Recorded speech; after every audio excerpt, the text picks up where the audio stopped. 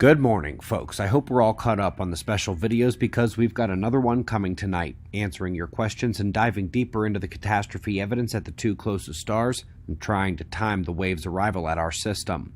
But this morning we begin at spaceweathernews.com and we find the last day on our star with the previously analyzed bright spots and some patchy coronal hole signatures in rotation. The sunspots have actually begun to decay, but the filaments took over the activity.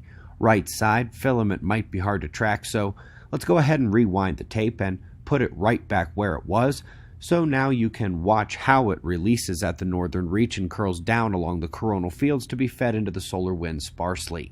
Activity on the south couldn't quite match the launch, but it was pretty enough for a second look. Looking at the solar wind, right after yesterday's show we saw the phi angle flip. Simply put, where the blue line goes from riding the lower half of the top panel to the top half of the top panel over on the right indicates a solar wind magnetic field reversal, the one we get every 2 weeks. It alone was enough to modestly annoy Earth's magnetic field and quickly end the cosmic ray concerns as the KP went up. So let's go right to Southern California, where the weather outside is frightful. Low dropped in from way to the north and is bringing a major cold spell with it. We're going to watch the forecast here through tomorrow to see the snow heading for Baja, Arizona, and New Mexico. And as the tape rolls, let me comment that despite the fact that the United States saw 8 record cold or snow events before winter even began, this country has yet to see something like what's happening over in India right now. How cold is record cold? Imagine you live somewhere where there's no point in putting in heat because the climate is too warm.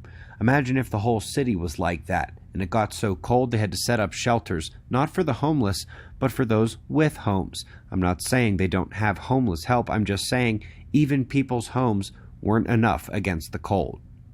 Okay, let's ease into this science stuff with a confirmation of the 200 years de Vries cycle of the Sun. This is the cycle whose most important harmonic is 2, at the 400-year scale where grand solar minima are most likely to occur. This is the first ever signal of that cycle from the ancient and often sparse Far Eastern records, brilliant gap filling from Korea and Chinese documents allowing the breakthrough. And now we're moving on to LB1.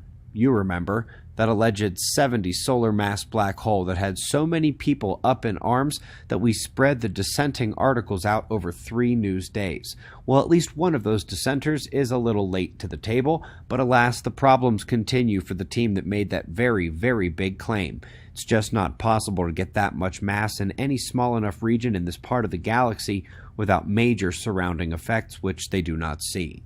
There is a fascinating proposal to discard dark energy here.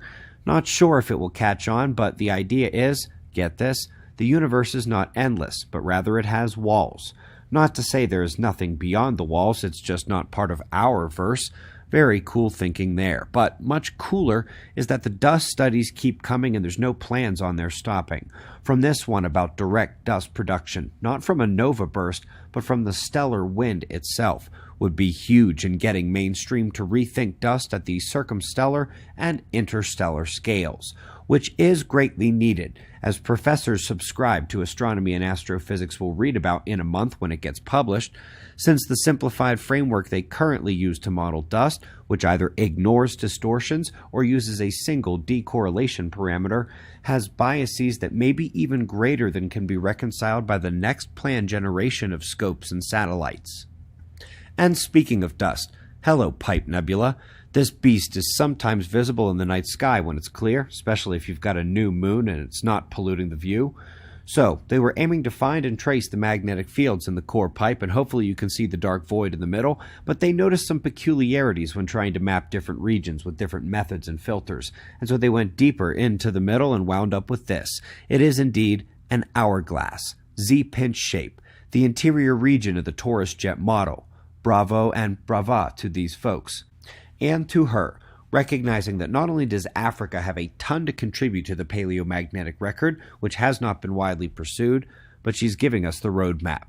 Switching gears here for our top 2 stories, as just a day after a warped galactic disk article disappointed us but for one graphic, another comes and largely mocks the former with but one excellent and very sector-telling galactic plane graphic.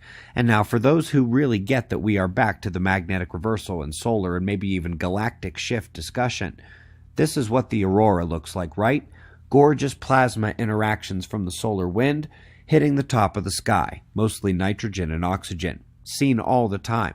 But folks, this is not aurora. This is Steve.